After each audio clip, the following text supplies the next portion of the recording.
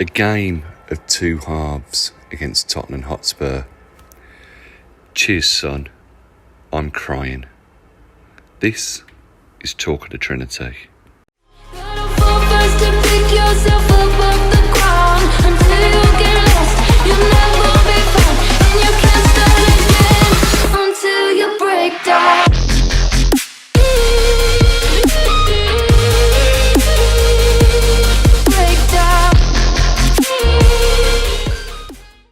Hello and welcome to the latest edition of Talk of the Trinity podcast. I am Baz Barrett, and with me, quite literally with me, in the same room is Mr. Trinity himself, Will Forrest, and we are celebrating that by making this an audio-only version of the podcast. So you couldn't handle two of us, these wonderful visages, right next to each other. So, you know, we've got to keep the waiting lists lower on the NHS, so just got to listen to our delightful tones today. And if you're feeling a bit disappointed by that and you do want to see us in the flesh, then you can always check out our YouTube channel, Talk of the Trinity.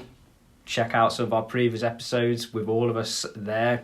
If you go far enough back, you'll find a guest or two if you really want to get that group gang dynamic.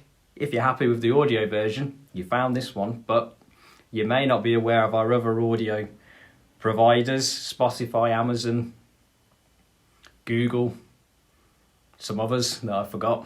Apple, Geezer, Deezer. All them. FanHub. We are literally everywhere, you know, in terms of we are, even though we don't have a TikTok page, we would be going viral. The amount of places that you can listen and see us, and you can even, if you're not listening and seeing us, you can interact on our Twitter page at Talk Trinity, our polls, comments, an opinion or two, usually. We're always happy for those comments coming in and, you know, likes, subscribes, retweets. Don't think you can have thumbs down on Twitter, but You can do something nowadays where it's like you don't see this as much, and wow, even if they do that, you're going to be getting it in your face. Have that, regardless. More polls, more Matty Cashes, the better. And speaking of things straight in your face and have it, pretty much brings us on to Villa Spurs on Saturday night, because that was the game plan from Spurs for the off, get in the Villa faces. And it worked, because Villa 0, Spurs 4, frantically looking at the notes, and biggest defeat of the season, biggest defeat of the Gerrard era at Villa. But one of those games, if you just looked at the score, you'd think it went one way, and it was all one way, and it was truly dreadful from start to finish. And for a bit of personal context, I was watching the game in a Cardiff drinking establishment with a few adult beverages, and increasingly getting more and more irate as the game went on, surrounded by quite bemused looking Welsh people by the end, in terms of they weren't quite sure why this angry looking man was jumping up and down in the corner. I mean, imagine how much fun it would have been if we actually scored.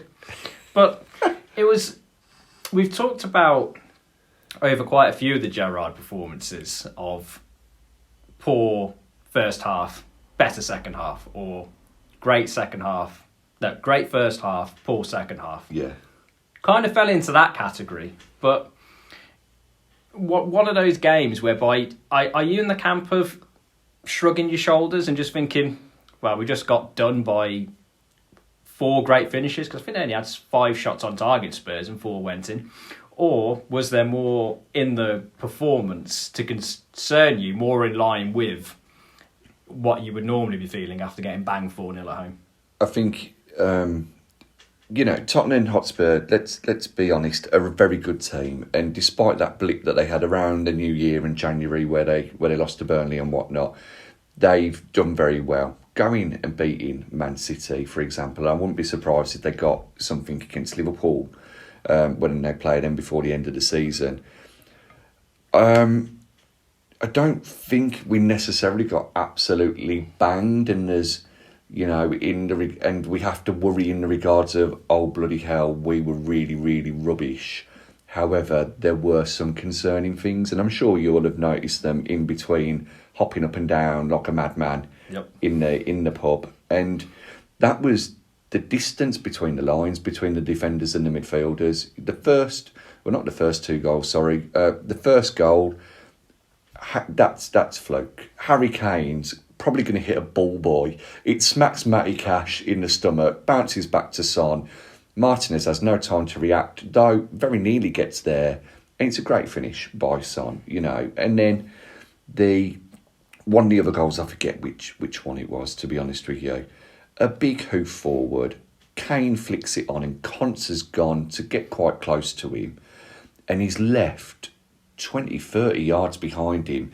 Mings and Cash are 20 or 30 yards away from each other. Son knows exactly what Kane's going to do because they're so lethal together.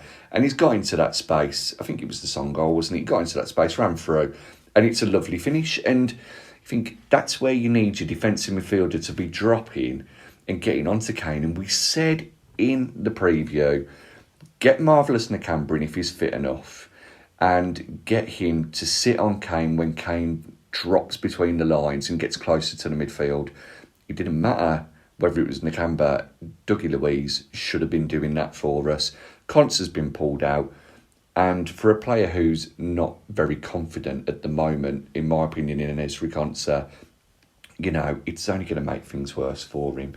The Kulishevsky goal was poor as well in regards to how it was a typical Solskjaer finish, waiting for the defender to open his legs and put it through him. And the fourth goal, and you know how much I love him, but Mings going to ground too easy and putting it back for Son. Son had the freedom of Cannon Hill. It's like Bukayo Saka went, there you go, mate, you might want this weekend. And he scored. And to be fair to them, they're 4 clinical finishes, aren't they? But it should have been 4-4, if not 5-4 to us, you know, with the amount of chances that we had in the first half. And here I am in our group chat as well, egg on my face, because I said to you, well, you know, Danny Ings is the person you want in those one-on-one situations. Was it 3 chances he had at the weekend? And he threw himself to ground on a couple of them. It wasn't what I'd have expected. And, yeah, maybe he was just trying to get a nap. You know, I mean, it has been a busy week. I'd say in terms of those two aspects there, the defensive performance and the attacking performance, and I agree with you, there's elements of concern in both. I'd say in respect of Konsa, yeah, but I agree in terms of the game plan should have been sticking a defensive midfielder on Kane. Konsa, I think it was summed up for the second goal. You said he got pulled out. Did he just go looking for the ball? Was he going for Kane in terms of following? I mean, in terms of, you know, I'm sure we'll come on to kind of the Ings-Watkins partnership in a bit when we're talking about the attacking side of it. Kane and Son demonstrate perfectly. You play together enough for a long period of time and you're quality players. Kane knew where Son was going to be before the ball had even left. I think it was Romero, was it, playing it from defence? It's like Kane already knew what was happening. I'd say in terms of you can hold your hands up and just say you're going to get beat by that quality, or you in the planning in the week you go, okay, as the Americans say, there's going to be enough tape on those two to look for the runs and the type of positions they're both going to be taking up. And I think quite literally in Konsa's case, I think we just walked into it in terms of Kane saw him coming, great, bang, straight in. Yeah. It's 5 minutes. I mean, this was the second half, so, and I had been at another sporting game earlier on in the day where some more adult beverages were consumed. So by the time that goal went in, I was there. I was like, it's just half the pitch has just kind of disappeared. It's like, have I missed something? And then I saw the replay, and nope, we just missed the ball, and he's just gone straight through the middle and scored. I think for the first goal, poor header in the first instance by Konsa. I'd say in terms of, you mentioned the lack of confidence, looked it really kind of from that. I think the thing with that header again is that the distance between the midfield, You know, you mentioned there it's the defence and the attack, and it's everything in between as well. But yeah, you're right. Sorry for you to get back onto your point. It was a poor header out. And I'd say in terms of my evaluation of Ming's performance, by the fourth, as you mentioned, he was on the left on the floor looking a bit stupid. But in terms of the other goals, he's like the parent who's let their like teenage kid have like a house party for the evening, and they've come back and just seen the mess that's been created. And that was him for the other couple of goals, coming back and said, "What's Conza done?" Cash is just kind of that bite. You mentioned for the first goal, you just get smacked at him. You're kind of innocent bystander. The one for I think it's Kulusevski's goal. He's just been, under Mings' legs, but Cash has done no favours kind of before that. That's kind of been done. But he was just kind of that comedy character. I mean, I don't think I'm not saying the goals were Cash's fault, but, Mings is kind of, you got to rely on your other defenders to step up, and they didn't really. And so that's left Mings kind of in a bit of a impossible situation in terms of, the third goal under the legs. It's a great finish. Second goal, actually, great finish. But he's having to try and get across the cover when, you let him get as far into the penalty area. And it's one of those games where I'd say if you're already, as we touched upon earlier, if you're a certain view of some of our defensive players, that game has enforced your view one way or the other. And in terms of ultimately, I think it would be naive to simply say, "Oh, Kane and Son, they're brilliant," so nobody was going to stop that. I mean, Dejan he's only came in January, and he's already kind of lighting it up. So absolute quality player, isn't he? I mean, a great finish, kind of impressed. I mean, as pressed as you can be for someone smacking him. But they look like a real kind of decent set. And, in terms of, you mentioned kind of Spurs having some issues kind of earlier on.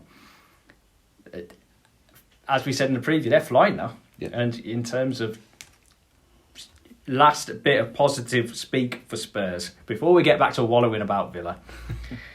I'm instantly beginning to regret my call in the Premier League podcast in terms of that top four race. If you haven't listened, go listen to it so you can, the tables can turn. You can laugh at me rather than others. But they look, it's clinical, that phrase really. And when you got that, you've got plenty to be looking forward to, especially with, Arsenal kind of going through their issues. But enough about other teams. Back to wallowing about Villa. Defensively, a bit of a horror show in terms of those moments. In terms of that's the difference between average, good and great, literally stepping up in some cases in terms of those moments. But attacking wise though, you mentioned their partnerships. Ings and Watkins, we've touched upon it in previous episodes throughout the season really. We'll just say for various reasons the partnership has not quite got going. But in terms of the one thing along the season we've always said about Danny Ings, give him some chances, he'll put him in. Didn't happen Saturday. Mentioned there kind of maybe put the devil's curse on him in the preview, but from what you could see, did he look like a player who just had one of those days, when nothing goes right and you kind of, you could put him a yard under the post and he still would have missed? Or were you seeing some signs of potentially a more serious issue? I think it's the former. It's one of those days because as bad as it was, the misses and the ones that I really remember, because I know there were three of them, there was one where the ball got chipped over to him and he sort of went to ground a bit too soon and went to volley it in. And Ian Wright pointed it out on Match of the Day and said, why is he going to ground? Why hasn't he just stayed on his feet, let it drop over his shoulder and hit it? Because he's capable of doing it. And there was the back post one where he went with his right foot instead of his left foot and sort of tripped over himself. Yep. And you think, on any other day, I would be confident that Danny Ings would have scored one of those ones or would have got them at least on target, And is it because of changes in his private life? We saw that with Watkins earlier this season. It's been said before with Harrahan a couple of years ago, having a new child can cause sleepless nights because parents obviously want to help out those and don't just want to leave it to the mother all the time, and maybe that's got to him a bit. Maybe he shouldn't have started if he was a bit tired or whatnot. Maybe he had a kipper body more race beforehand, I'm sure there'd been some conversation. However, Danny Ings, despite missing that first chance and missing that second chance, he was getting himself into those positions every time and kept trying. And I was talking to a Villa mate earlier, and I said to him, and I'm pretty sure I said on the group chat earlier that we got with Dave, Martinez Dance Dave, Liam, Khan and Russell, that next season we will see the best of Danny Ings. In his first year at Southampton, he got 7 goals in 20-odd games. His second season, he goes and gets 22. I really do feel that if you stick with him, he will get goals for us. And him and Watkins have shown enough in their good games against Leeds, against Southampton, against Brighton away, that they do have an understanding. They can score goals against teams. And after I mentioned Leeds, there's probably Villa fans there thinking, Leeds haven't been very good this season. But Brighton have been decent. And Southampton were on a roll until we played them. And they seem to be linking still in the games where they played with each other. But don't forget, last weekend, we went back to Watkins up front without Ings because of the personal issues. And you sort of think that if they can get a run of games together, like Kane and Son, that they will start to get goals. I'm not saying that they're as good as those two at all, but I really do believe that if we stick with those two, going towards the end of the season, we will see them scoring goals. However, will we see 2 up front next season or 1 up front? It's getting to that sort of time now where Gerrard potentially needs to start thinking about next season. Yeah, we probably need 4 more points. And I'm not saying we're going to get relegated, but you want to hit that magical 40, don't you, really? Yep. Get 4 more points. Norwich is going to be a great game to get them. Leicester are starting to have a bit of a fight back, so a draw would be good against them. But there's Burnley. You'd hope to get something there.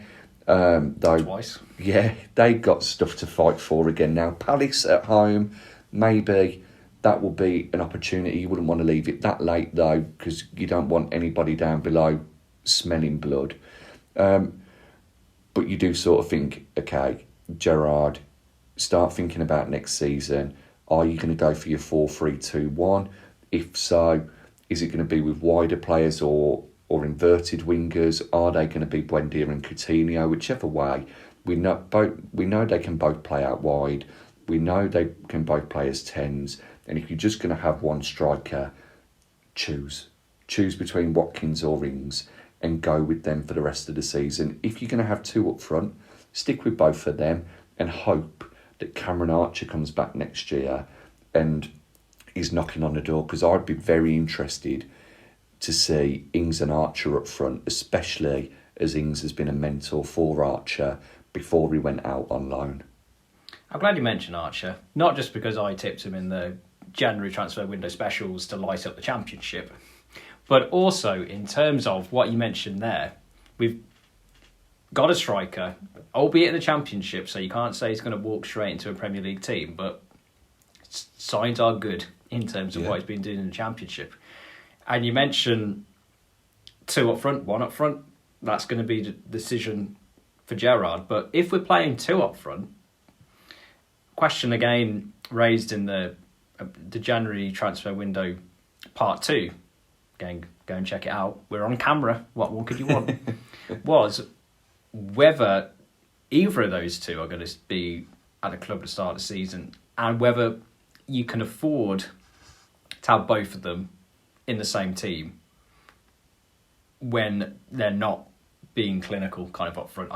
I think in terms of the way playing kind of 4-3-1-2, 2 up front, you got to have them. It's a bit old fashioned perhaps this view, but you need to have them both banging in the goals. I don't think we can get away with one being the 2 up front, one being the creator, and one being the scorer. We kind of need both to be doing something really. with where we are. Watkins let off a little bit in analysis because of Ings had the obvious chances. I thought there was a couple of opportunities Watkins should have put away. I mean, in terms of he's truly that clinical finisher that you kind of need if you're going to be playing one up front and you want to be saying to the manager, pick me. Why would you want the other guy? Because, I'm going to put him in. Yeah. It's performances like that in terms of, not terrible, I'm not going to say Watkins was awful, but Spurs, we talked about it, they had 5 shots on target, 4 went in. You need your centre forwards if you really want to be going to the levels which Villa want to be going, which probably isn't even Champions League first. We've got to go the scenic route via the Europa Conference League and Europa Liga.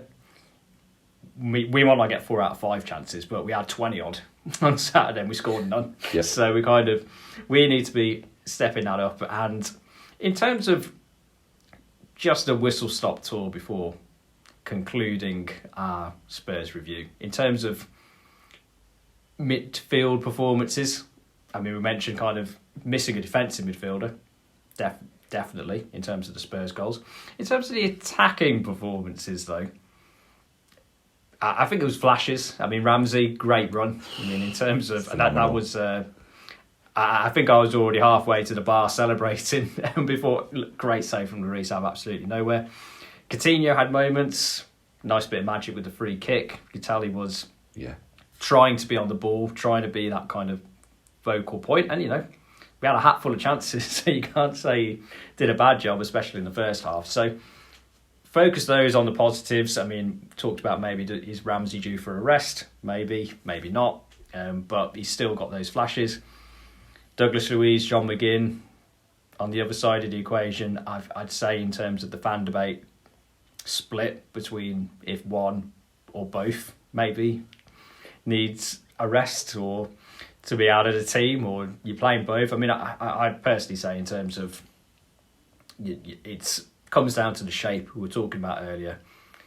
That game against Spurs cried out for a defensive midfielder to sit in front of the back two, and Ramsey wasn't going to do it because he's not in the team to do that. You got Luiz or McGinn, whichever. I mean, we tried playing McGinn in the 6. We talked last week in the Wolves review. Yeah, it didn't work. Yep, didn't work. So you got Luiz left, and it's like if he's going to be, and you can have a debate about should he be in the team playing that role? Does he want to play that role? If you playing in the team against Spurs, I can't believe that the pre-match tactics would have been just wander 20 yards up the pitch and kind of leave people to fend for themselves. I mean, if it was, then that's not the greatest team talk in the world. I mean, in terms of, I mean, you can understand why those two played. I mean, interestingly, in terms of even saying that, whether Sanson should have played. I mean, in terms of, what's he got to do? What's he got to do? Yeah, I mean, just when you think you might actually get a run in the team, he kind of gets dropped. I mean, I think the answer to this is no. So I'm going to preface this with no myself. But based on the fact that needed a defensive player sitting in front of the defence, didn't work. Whether by design or just by not following the game plan, didn't have one. Yeah. Pretty much most of Spurs' goals came through exploiting that space between the defence and the midfield. Yep. Would you have thrown Tim in there? I think no, because Spurs been a big, as we said, they got the quality, and do you throw a youngster in there to potentially get torn apart? So I think probably not on balance, but there was a part of me thinking he couldn't have done much worse in terms of the game plan. Maybe I'm going to shock you. Yeah, actually, I was thinking of a question to ask you and say, do you think we'd have been better having a bit of a free hit in some ways by putting Iroegbunam or Chambers there for the game and saying to them, you're a defensive midfielder and all you have to do is mark Harry Kane. When Harry Kane drops deep, as soon as he drops deep, Tyrone's going to give you a shout and you're going to get onto him. And as soon as that ball looks like it's coming towards Harry Kane, Matty Cash is going to find Heung-min-Son and he's going to get touch tight to him. And the same with Luka Din with Kulusevski. And then if they start to move into the centre, they're going to tell Konsa and Mings, hang on, they're on your shoulder now, so they can go out to them, because we knew the wing backs were going to push on and cause problems. So I don't think it's a bad shout having Iroegbunam, and I don't think it's a bad shout if Nakamba isn't quite fit enough to throw him in for a couple of games. I said the same with Krishan. Put him in at left back for the rest of the season if Luca Dean has suffered a collarbone injury. You know, we got to get to the 4 points now. I think we won even maybe both of them in. We can still get there. Or give Sanson a go. I didn't think McGinn did too badly against Tottenham. You know, he created some chances as well. Though, marvellous Nakamba, or a defensive midfielder being there, and we've seen it with Nakamba, allows McGinn and Ramsey to really push forward, to have that expression of getting on the ball and getting shots off. And the perfect examples of them are McGinn's goal against Crystal Palace. He managed to get up onto the edge of the box and bend one in. And for the life of me, and I'm probably going to show myself up now, because I think he may have been injured, but look at Ramsey's run against Norwich. I can't remember whether Nakamba was injured by then. He could have been Douglas Luiz who was playing holding mid. But Ramsey, with somebody actually playing holding mid, was able to get forward, run past players and score, because Nakamba got injured against Liverpool, didn't they? So I think that came just after the Norwich game, if I remember. I think it was just before. Was it? I think we played Liverpool on the Saturday, and then we had Norwich on the Tuesday. Well, either way, you know, it allows them to get forward. I do think we need more creativity in the midfield. Do we get that just by getting a defensive midfielder in, or by really focusing on Nakamba? Do we need a defensive midfielder if all we want them to do is break up play and drop in between defenders when Nakamba played as well as he did? Could he be that player for us? But, and I've been thinking this for a day or two, whether we get Coutinho or not, and if we go to that 3-2-1 at the top end of the pitch, and we have Buendia and Coutinho, or if we stick with a 3-1-2, why don't we go after, and you may get a bit of a snigger, but he's done absolutely brilliantly, and I think that he is the catalyst for an upturn in form for this team. Free transfer at the end of the year. He'd probably be loyal because of the chance that's been taken on him. Christian Eriksen. Go and get him and put him in the midfield three. He's shown that he can handle the Premier League again. He's got that creativity. He's not necessarily a cam. He's more of a centre mid.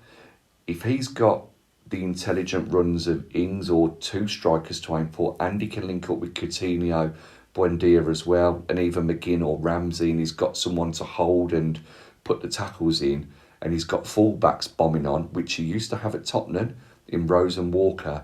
Could Christian Eriksen be a decent shout as a summer signing?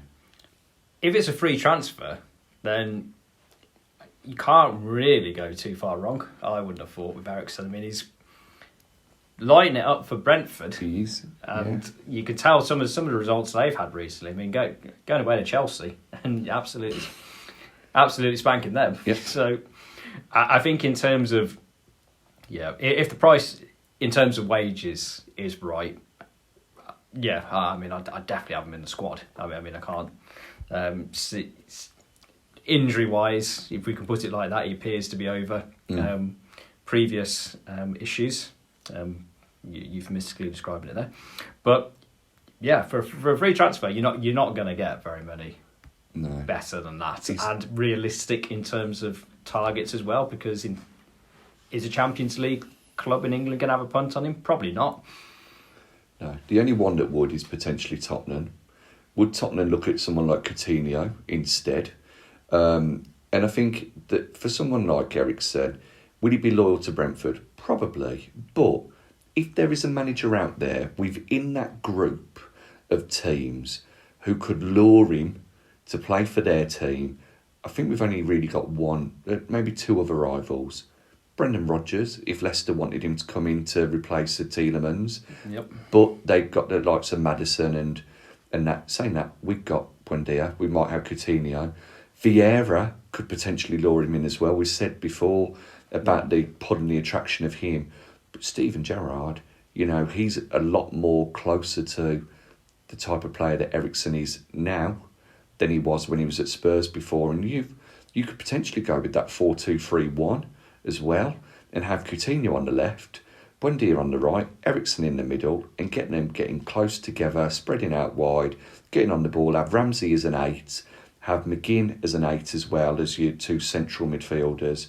Doesn't offer a lot of defensive protection, but when you've got those creative players up the top, do you need it as much?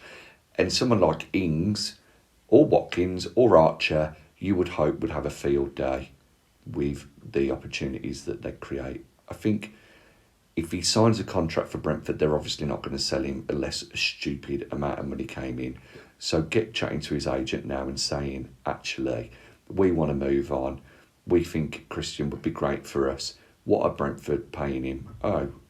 30 grand a week. Yeah, we'll double that for you. And I know it seems like a bit much, really, but you get him on a 2-year deal, giving him whatever wages we need to. He could be a difference between 1 point and 3 points next season on a couple of occasions, and you're not solely relying on the intelligence of Coutinho or Buendia when you've got a Christian Eriksen as well. And imagine JJ playing with all of those types of players and getting better.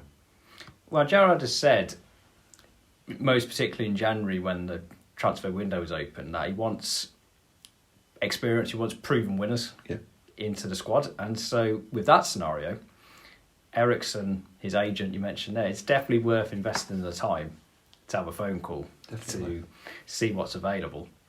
And speaking of what's worth investing your time in, it was definitely worth investing your time listening to this episode of Talk of the Trinity podcast. So we thank you for making that decision of hearing our thoughts on the Spurs game. Because Villa aren't playing the upcoming weekend, the FA Cup semi-final weekend, we're not doing a preview ahead of our next game against Leicester. We'll be doing that next week, but don't worry, we've got a surprise for you on the weekend if you're longing for some more Talk of the Trinity content. So keep your eyes peeled on our Twitter page at Talk Trinity for further information in respect of that, which will be dropping in the next couple of days. But if you can't wait that long for more Talk of the Trinity goodness, expertise, whichever word you want to use in terms of describe this show, then you can check out past episodes on our YouTube channel. In our Premier League Predictor 1, it's already started to go wrong for some of our predictions. So some of them are holding up. So go and have a listen to that or a watch of that to see which ones are looking good. We'll throw a teaser one. Probably one of the highlights. I think we both said Man City 2, Liverpool 2. Yes, definitely. And that happened. So if you listen to us, send us a picture of your betting slip. Put it on the Twitter page at Talk Trinity, YouTube channel Talk of the Trinity. You can also listen to our audio episodes on Amazon, Spotify, Apple, Google, Weezer, Deezer, Sabrina. We're on FanHub. We're on some other places. So always leaving wanting more. So on the basis of that amazing list there, I'm going to pass over to Mr. Trinity himself, Will Forrest, for his final thoughts. But from me, thank you very much for listening as always, and we'll be back again with you soon. All I can think of now is Salem, the black cat from Sabrina the Teenage Witch. And maybe we need a black cat and a little bit of luck next time when we take on the Foxes at the King Power Stadium. So, as Baz said, have a listen back, listen to our Premier League predictions episode. It's over an hour, but it's a good one, and we've had a lot of positive feedback from other fans, even if we've said that they're not going to do too well. You've got all of our past episodes, the Jamie Gray interview, our chats with Cayman, Villains, Irish Lions, Qatar Lions. We've had Connor Sherry on a few occasions as well. We'll be looking to get him back on before the end of the season or at the end of the season for a big old chat. But in the meantime, as Baz says, if you can't wait until the Leicester game, you're going to have a treat at the weekend But until then, cheers, Tar. Thank you very much. I'm Villa till I die. Up the Villa.